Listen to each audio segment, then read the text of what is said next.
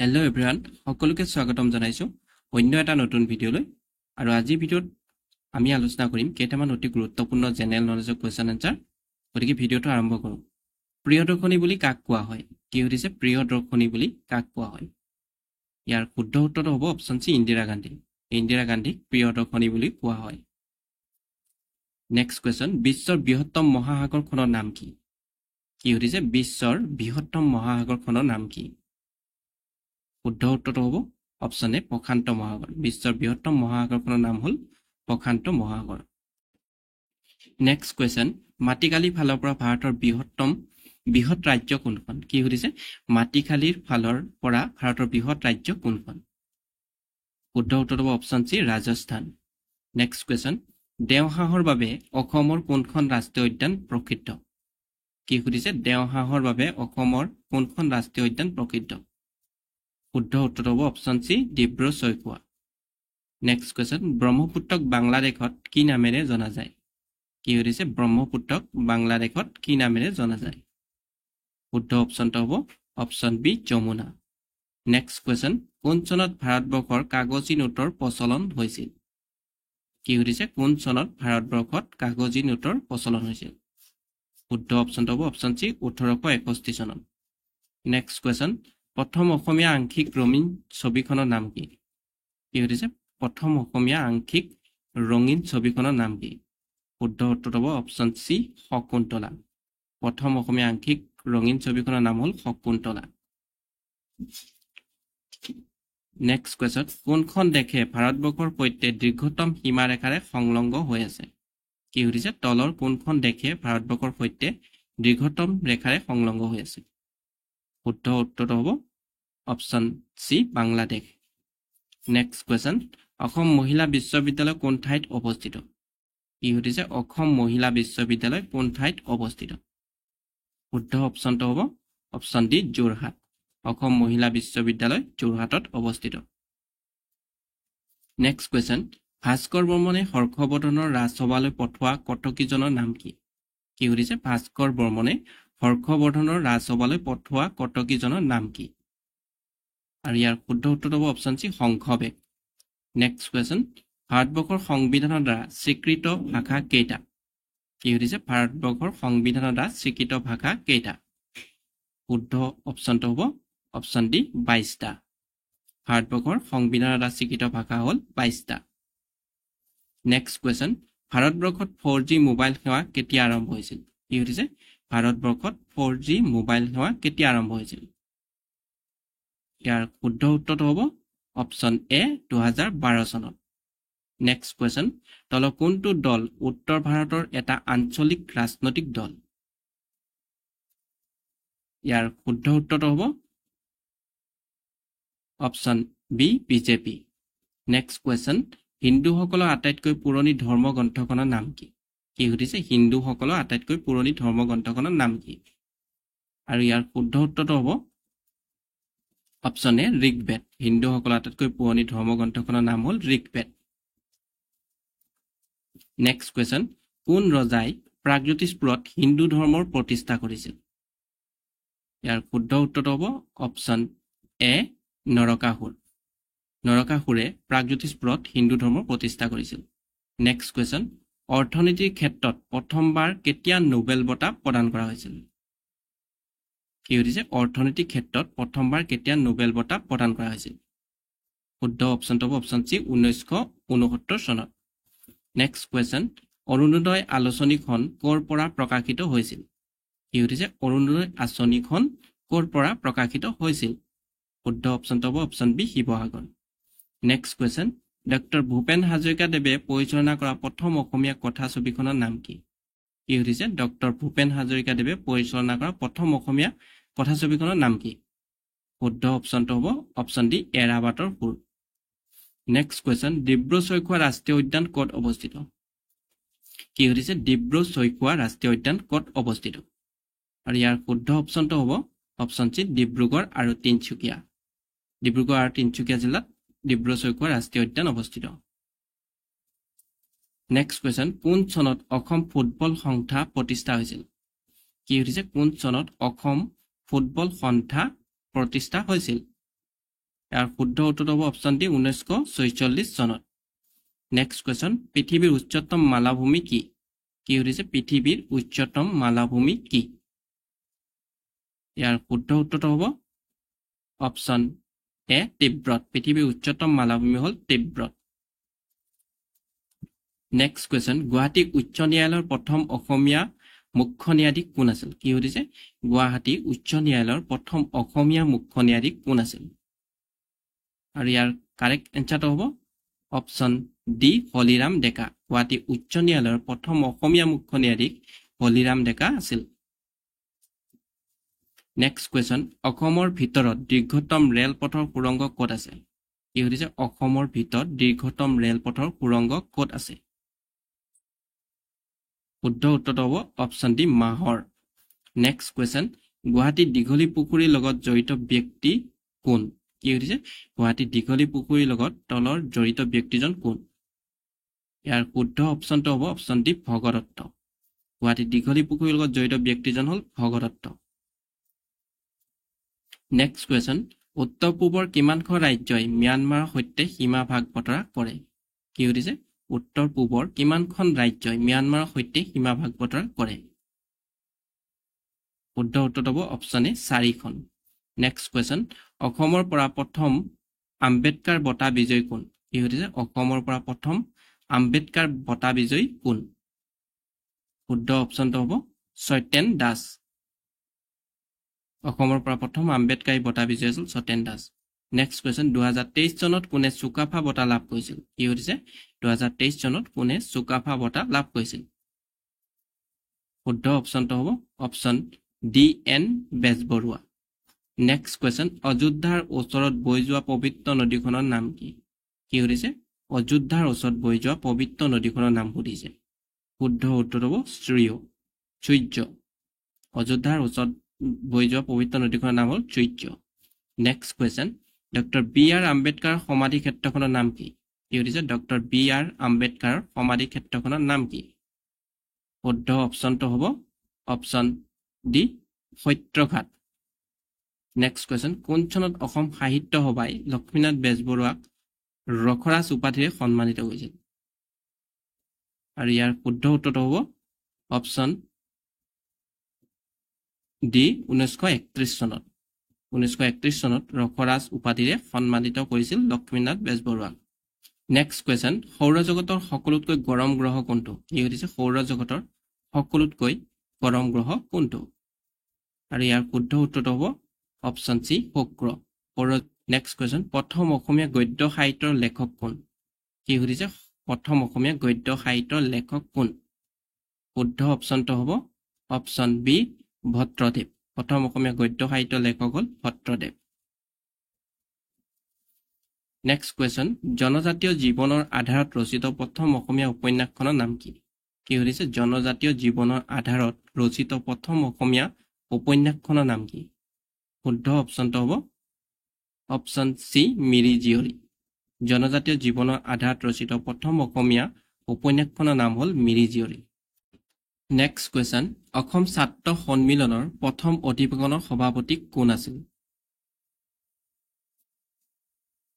শুদ্ধ অপশ্যনটো হ'ব অপশ্যন সি লক্ষ্মীনাথ বেজবৰুৱা নেক্সট কোৱেশ্চন হাজোৰ হয়গ্ৰীৱ মাধৱ মন্দিৰটোত থকা পাহাৰখনৰ নাম কি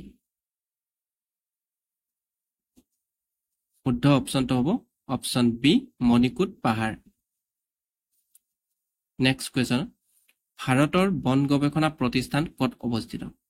কি সুধিছে ভাৰতৰ বন গৱেষণা প্ৰতিষ্ঠান ক'ত অৱস্থিত শুদ্ধ অপশ্যনটো হ'ব অপশ্যন এ দেহৰাদুন নেক্সট কোৱেশ্চন 1975 চনত জৰুৰীকালীন অৱস্থা ঘোষণাৰ সময়ত ভাৰতৰ ৰাষ্ট্ৰপতি কোন আছিল শুদ্ধ অপশ্যনটো হ'ব option B Fakhruddin Ali Ahmed next question কোনখন চহৰক অসমৰ সাংস্কৃতিক ৰাজধানী বুলিও জনা যায় শুদ্ধ অপশ্যনটো হ'ব অপশ্যন এ যোৰহাটক অসমৰ সাংস্কৃতিক ৰাজধানী বুলিও জনা যায় নেক্সট কোৱেশ্চন 150খন T20 আন্তঃৰাষ্ট্ৰীয় খেলত অংশগ্ৰহণ কৰা প্ৰথমজন পুৰুষ খেলুৱৈ কোন শুদ্ধ অপশ্যনটো হ'ব অপশ্যন এ ৰোহিত শৰ্মা 150খন T20 আন্তঃৰাষ্ট্ৰীয় খেলত অংশগ্ৰহণ কৰা যুৱকজন হ'ল ৰোহিত শৰ্মা নেক্সট কুৱেশ্যন কোন ঠাইক পূবৰ আমাজন বুলি কোৱা হয় কি হৈছে কোন ঠাইক পূবৰ আমাজন বুলি জনা যায়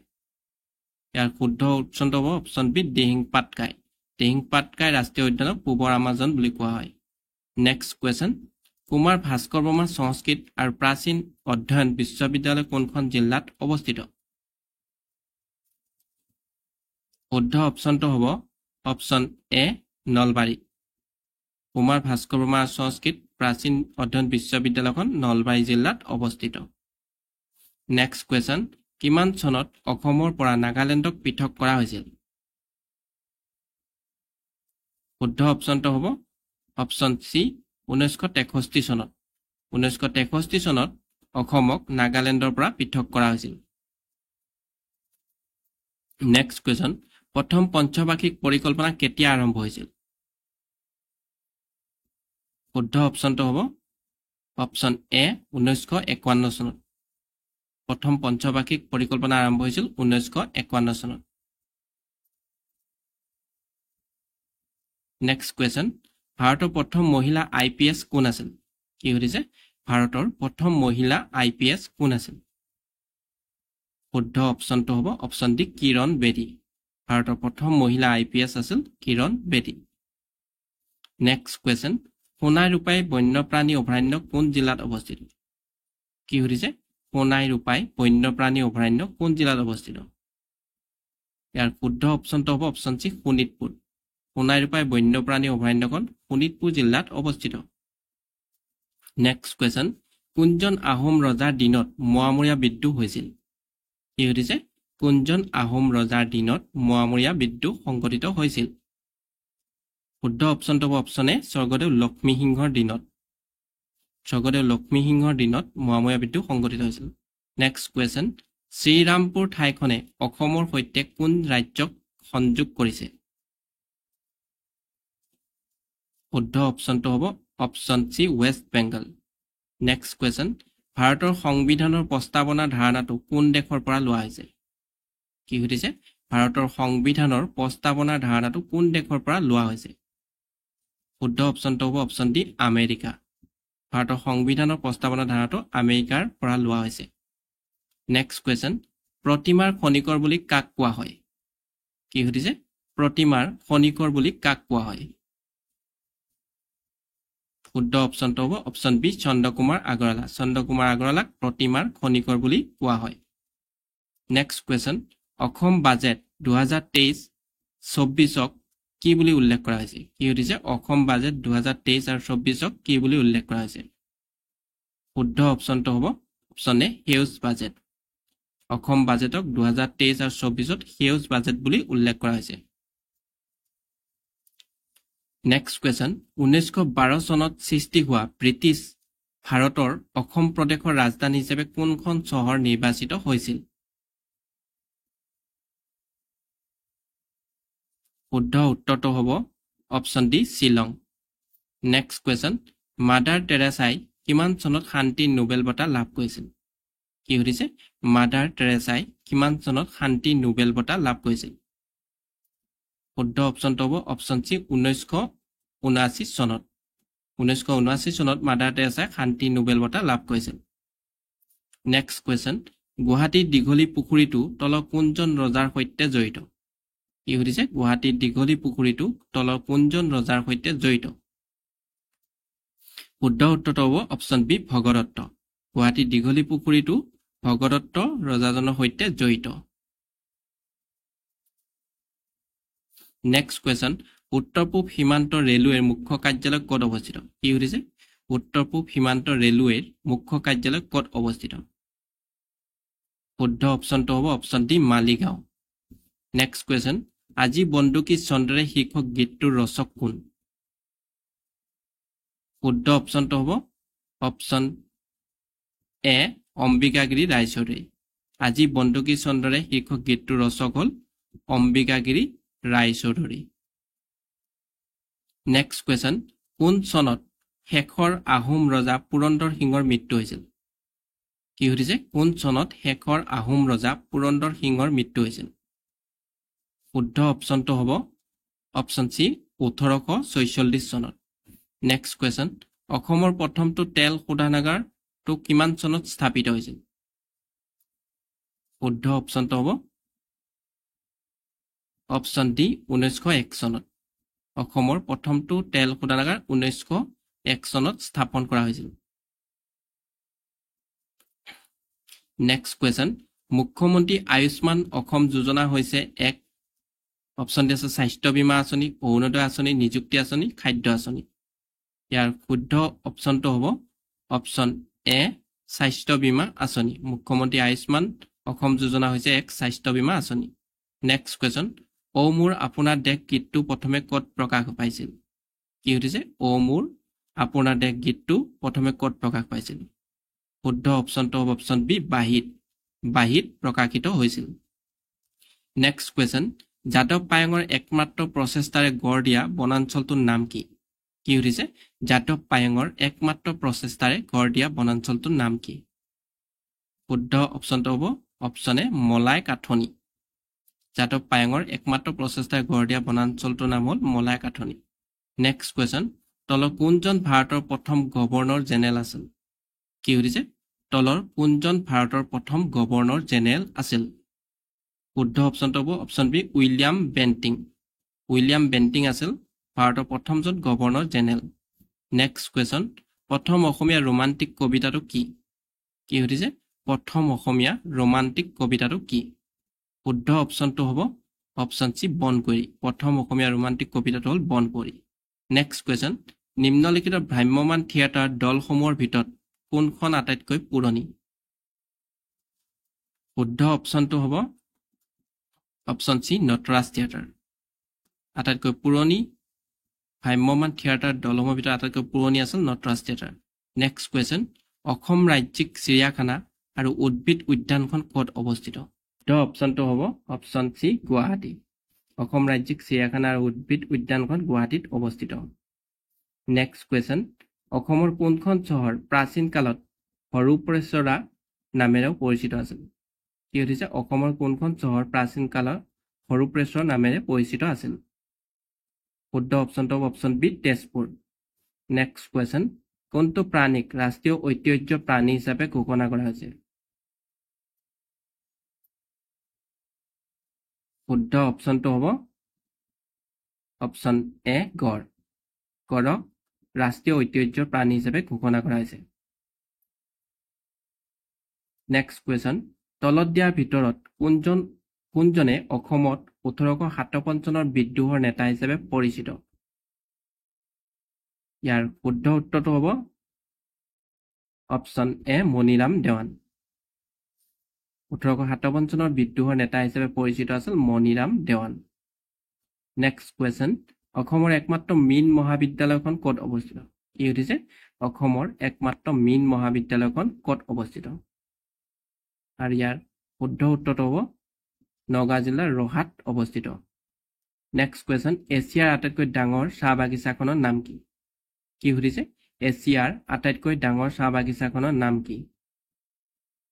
শুদ্ধ অপচনটো হ'ব অপচন সি মনাবাৰী চাহ বাগিচা এছিয়াৰ আটাইতকৈ ডাঙৰ চাহ বাগিচাখনৰ নাম হ'ল মনাবাৰী চাহ বাগিচা নেক্সট কুৱেশ্যন ডনিপলো বিমানবন্দৰ কোনখন ৰাজ্যত অৱস্থিত কি সুধিছে ডনিপলো বিমানবন্দৰ কোনখন ৰাজ্যত অৱস্থিত শুদ্ধ অপচনটো হ'ব option D Arunachal Pradesh next question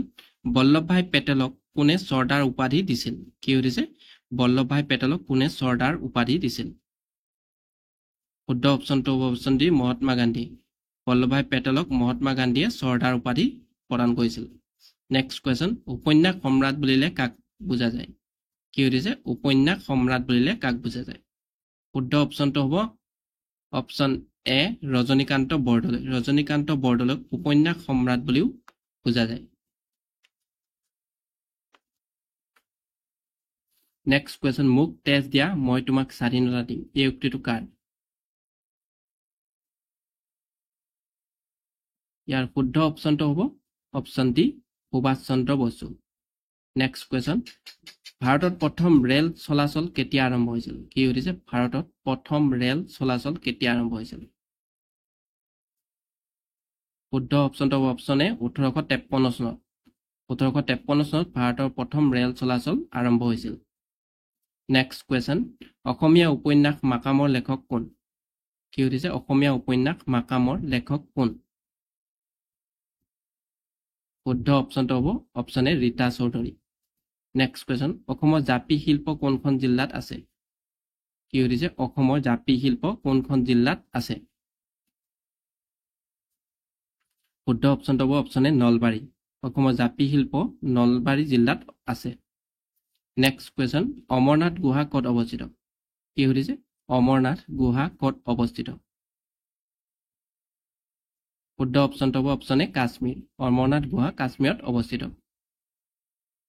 next question, Bhabendranath শইকীয়াই কোনখন গ্ৰন্থৰ বাবে সাহিত্য অকাডেমী বঁটা লাভ কৰে? শুদ্ধ অপশ্যনটো হ'ব অপশ্যন এ হিংসল। নেক্সট কুৱেশ্যন, ভাৰতৰ প্ৰথম উপ ৰাষ্ট্ৰপতি কোন আছিল?